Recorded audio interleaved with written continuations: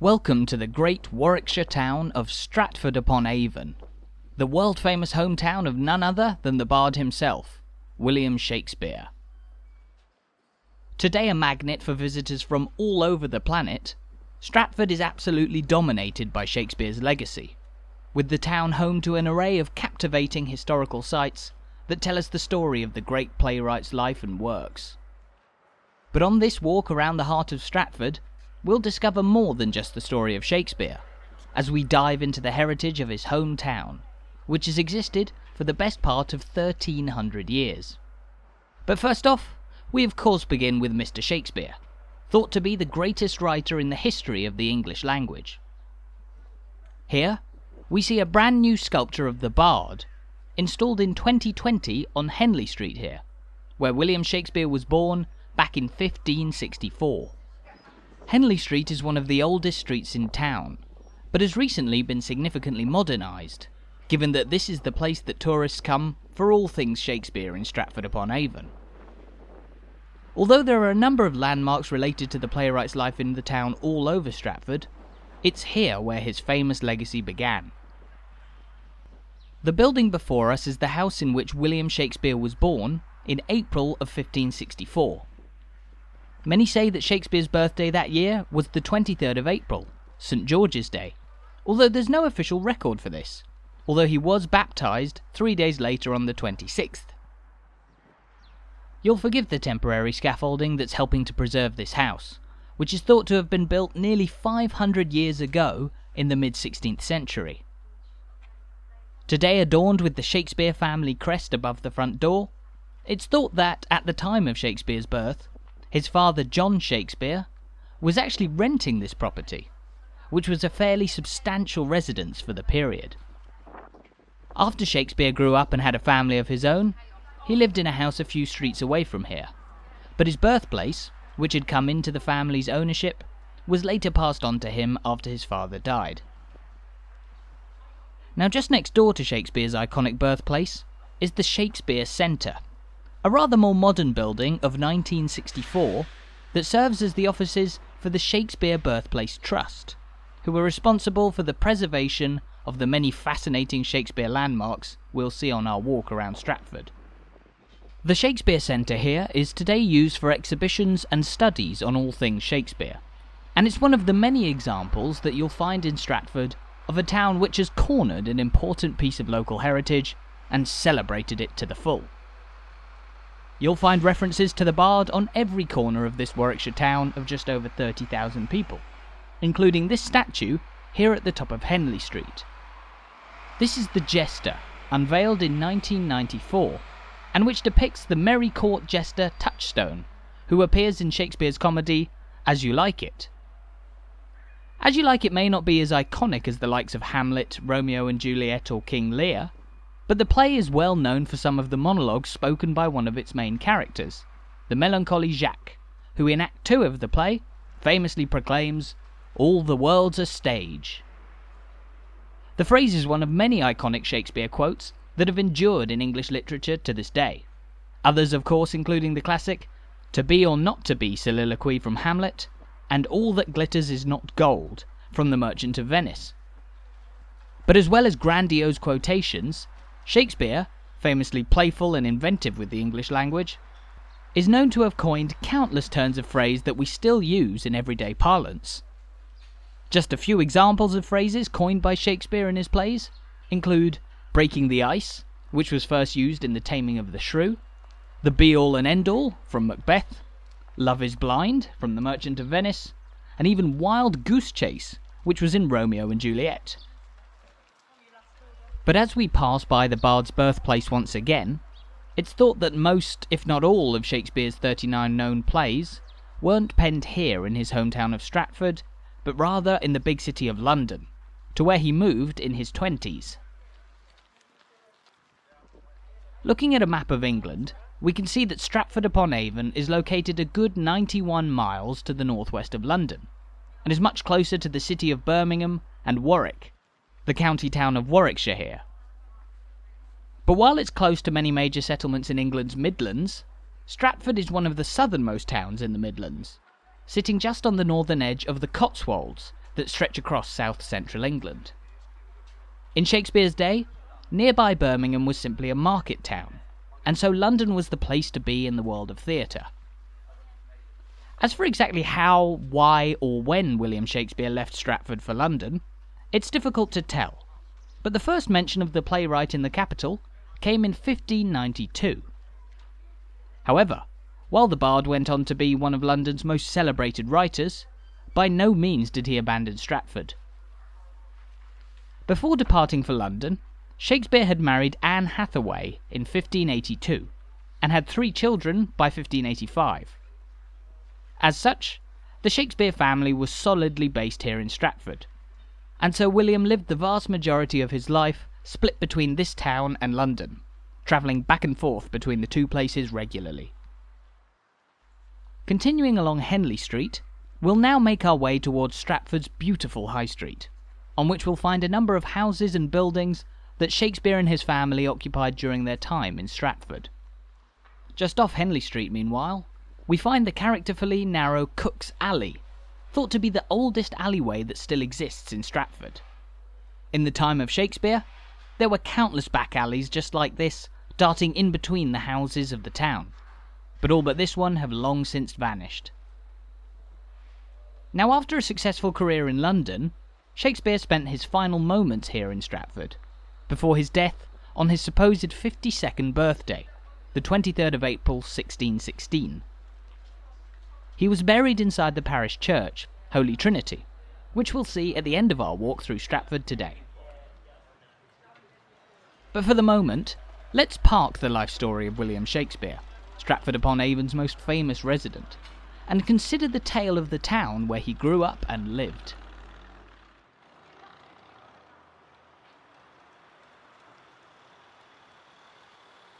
The end of Henley Street is marked by this striking white bank building, which was once Stratford-upon-Avon's market hall. The arched windows that we can see on the building's lower floor were once open for traders to walk in and out of the market hall. The building was built back in 1822, but markets have been held on this major Stratford street, Bridge Street, since the last decade of the 12th century. That was when this street, and many others in early medieval Stratford, were widened and redeveloped as King Richard I awarded Stratford the rights to hold markets in the year 1196, a significant stepping stone for the development of the town. Turning down into the High Street now, the white building on the corner across from us was once the house of Shakespeare's youngest daughter, Judith Quiney. She lived in the building after her marriage in early 1616, just a couple of months before the death of her father. Judith, born a twin to Shakespeare's only son Hamnet, who sadly died at the age of just 11, lived in Stratford all her life, but after her father's death, it appeared that most of his estate had been left to her sister and Shakespeare's oldest daughter, Susanna Hall. Susanna too lived most of her life here in Stratford, in the beautiful Hall's Croft residence, which we'll pass later on in our walk in Stratford's Old Town. Stratford-upon-Avon's bustling High Street, meanwhile, is lined with buildings from a range of eras, but none stand out more than its beautiful timber-framed buildings. Though some of these iconic buildings were actually built fairly recently in a so-called mock Tudor style, the majority of the characterful buildings we can see along the High Street do indeed date to the Elizabethan era, when Shakespeare was born and grew up here. The black and white facades of these Elizabethan buildings are symbols of what's known as Stratford's historic spine, the famous route that we're following on this walk from Shakespeare's birthplace to his burial site in the parish church. But not every building along the historic spine is all about Shakespeare. Across the road here stands the Garrick Inn, reputed to be the oldest pub in Stratford. The building dates from the Elizabethan era, but it's been in use as an inn since 1718, an incredible 304 years. Just next to the inn on the right, meanwhile, is Harvard House, built in 1596, and which was the home of a butcher and corn merchant who was also the grandfather of one John Harvard, who went on to fund the establishment of a certain Harvard University across the pond in Massachusetts. There are countless stories to be found on a walk along Stratford's High Street, and while those black and white timber-framed buildings go a long way to transporting you back in time to the Elizabethan era, there are some rather more modern landmarks to be found on the historic spine too. Here we can see Stratford's beautiful town hall, built during the Georgian era in 1767, a good 2 centuries after Shakespeare's birth. The sleek stone design of the building makes it really stand out among the Elizabethan landmarks of the town centre, although before it was built, this was the site of Stratford's market house, an important meeting place in the town for centuries. As such, Shakespeare wouldn't have known the town hall when he lived here in Stratford, and nor would he have known another of the town's more modern buildings, the Old Bank, which stands just across the road. Built in 1883 during the Victorian era, this imposing red brick building replaced an older bank on the site, which dated to 1810. Now, despite its name, the Old Bank is today still occupied by a working bank, and its main entrance is beautifully decorated by an elegant mosaic depicting Shakespeare. What's more, the exterior walls of the Old Bank feature carvings depicting scenes from Shakespeare's plays, 2 details apparently built into the bank by its owners in the 1880s. Looking back over the road towards the town hall, we can see the faint slogan on its walls reading, "God Save the King." The king in question here was King George III, during whose reign the beautiful town hall was built. And just down beside the town hall, meanwhile, is one of the most substantial black and white buildings in all of Stratford, the Shakespeare Hotel, made up of 3 timber-framed buildings dating from the 16th century. The word hostelry here refers to the time when people travelling through Stratford by horse and carriage would have stayed here, while Shakespeare's name features on the building as a simple marketing strategy to draw in travellers or tourists passing by. As we've spoken about at length, Shakespeare's name is the biggest draw for visitors to Stratford. But one interesting thing you might not have known about the town is that it has an association with another famous piece of British culture, Teletubbies. That's right, Chapel Street here was in the 1990s and 2000s home to Ragdoll Productions, who made the Teletubbies, during which time it became Britain's most famous children's show. Also, as you'll know, the Teletubbies live in the idyllic Teletubbyland, which was located on farmland in the village of Wimpston, just a couple of miles to the south of Stratford-upon-Avon town centre. So again, while Shakespeare certainly grabs the headlines here, there's so much more to Stratford than you can imagine at first glance. But here, we can say eh-oh to another landmark linked with the Bard, a large gateway that marks the entrance to what was once New Place, Shakespeare's family home from 1597 to 1616. The Shakespeare family house was one of the oldest buildings in Stratford for a long time, originally built in the 1490s, but it was sadly demolished in 1759, with the site where it stood left empty ever since. When he lived at New Place, though, Shakespeare's neighbour over the road was the Guild Chapel, which is one of the oldest buildings in town by quite some way. The chapel dates to some time before the year 1269, and is officially known as the Guild Chapel of the Holy Cross. The name comes from the Guild of the Holy Cross, a religious foundation of the medieval era which held great power in Stratford, providing hospitals, schools, and religious services for the townsfolk. The Guild of the Holy Cross also provided a guildhall for the town, which was built down next door to the chapel, but which in 1560 was partly converted into the King's New School, thought to have been attended by none other than William Shakespeare when he was a young boy. Shakespeare is only thought to have attended the school for a few years in his childhood. However, even despite that short time spent here, the school, which is still in operation today under the name King Edward VI School, proudly describes itself as Shakespeare's school.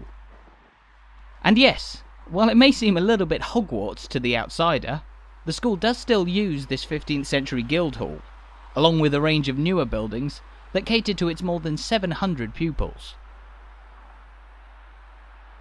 The school is a major part of life in Stratford, as well as the town's many traditions, including a long-running procession that takes place on the anniversary of Shakespeare's birthday each year, where pupils and teachers walk from the school here down towards Holy Trinity Church, where flowers are laid on Shakespeare's grave.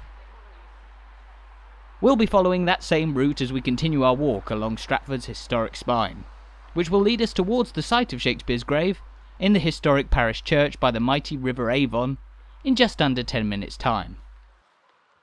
Now, just opposite this row of 16th century black and white almshouses stand a row of rather distinctive buildings, which today play host to Stratford-upon-Avon District Council. Officially, the honey-coloured council buildings are known as Elizabeth House, originally built in 1927 to serve as the headquarters for a major local insurance company. The council then moved in from some rather small offices around town to the wonderful Elizabeth House in 1985. Further along Church Street amidst the blazing sun, meanwhile, we find another historic Stratford pub, the Windmill Inn. This building is thought to have been a pub for the best part of 400 years, since the turn of the 17th century during Shakespeare's later years. It's likely that the bard did pop into the windmill on a fair few occasions, particularly given that his family home at New Place was so nearby, and that his daughter Susanna Hall lived just down the road, as we mentioned earlier.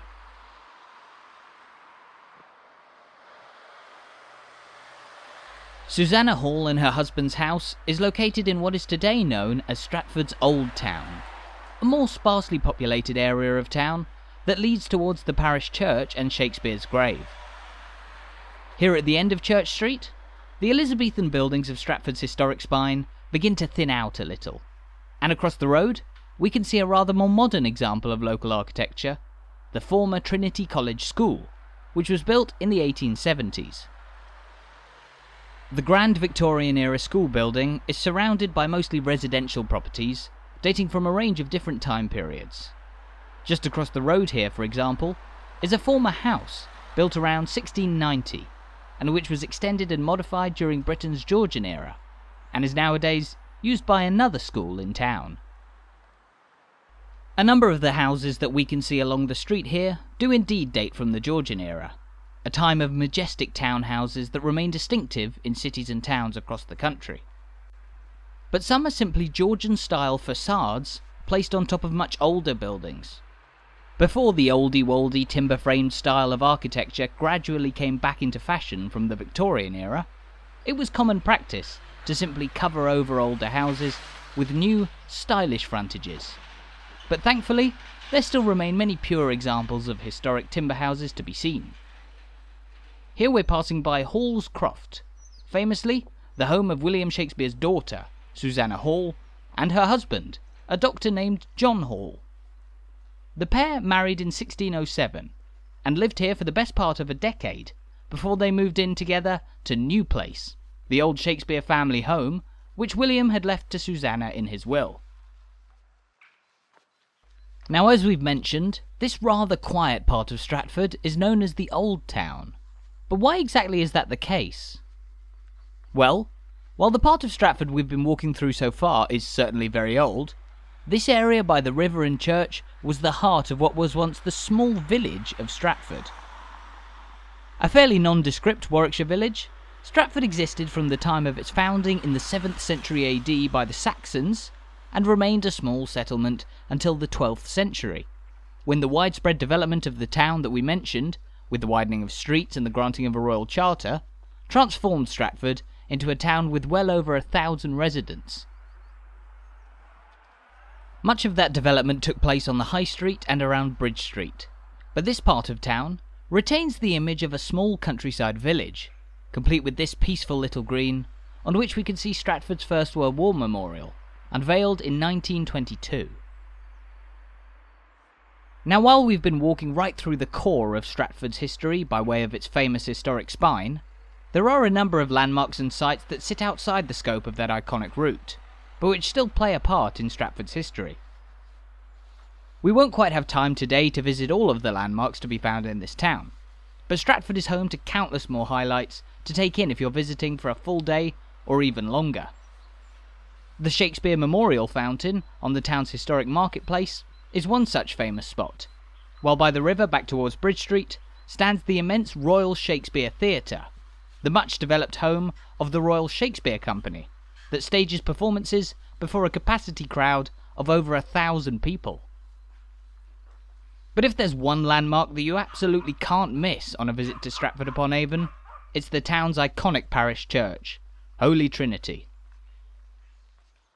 The oldest building that stands in the town today, Holy Trinity was built around the year 1210, and it's been one of the most important sites in Stratford ever since the town was founded around 1400 years ago. As long ago as the 9th century, this site was occupied by a small Saxon monastery standing beside the River Avon, and around which the tiny old village of Stratford existed. By the early 13th century, this church was built in its place, but it would be a few more centuries until Holy Trinity cemented itself as a nationally famous place of worship. On the 26th of April 1564, a young William Shakespeare was baptised inside this church, marking the very first official record of the famed playwright. On the 25th of April 1616, meanwhile, Shakespeare's funeral and burial were held at Holy Trinity, an event which stands at the forefront of this church's centuries of history. Shakespeare's funeral and burial at the church took place 2 days after his death and 52nd birthday. And even today, Shakespeare's grave and this monument to the bard are housed within the walls of Holy Trinity, having been beautifully and carefully protected over the more than 400 years since his death. The monument is an important site, as the engraving of Shakespeare is a rare near-contemporary illustration of the bard's iconic appearance. The engraving was likely carried out around 30 years after Shakespeare's death, working from a sketch of the great playwright, and it gives us one of a number of interpretations, as shown here, of exactly what Shakespeare looked like during his life. Now, of course, given the church's association with Shakespeare in the town that's world famous as the bard's birthplace, Holy Trinity is a major visitor destination for people coming to Stratford. In fact, this is one of the most visited churches in all of England, with hundreds of thousands of people coming to view Shakespeare's grave amid the town that he grew up in. The church is typically open all year round, and you can of course visit Shakespeare's grave for yourself with a small contribution to help the people who look after the church and its world-famous monuments to keep it all in tip-top shape.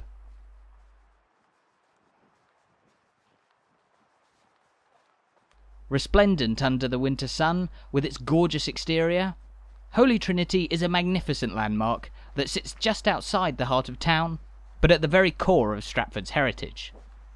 What's more, the beautiful church overlooks the great river that forms a part of Stratford's name, the Avon, which calmly flows by as part of its 85-mile path across central England.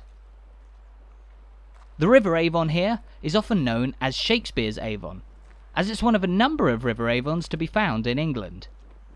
The reason that the name Avon is so common for rivers in England is because it's an old Brittonic word that simply means river.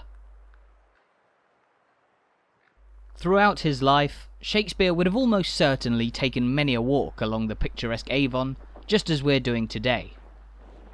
And as we follow in Shakespeare's footsteps beside this beautiful point in town, we've now come to the end of our tour around the magnificent town of Stratford-upon-Avon. The home of one of the world's greatest writers, a man that changed the English language and whose plays are still performed to this day, there are few places with quite as spectacular a history as Stratford. Thank you so much for watching this video. I really hope you enjoyed it, and I hope you're now looking forward to visiting and exploring Stratford-upon-Avon for yourself in future.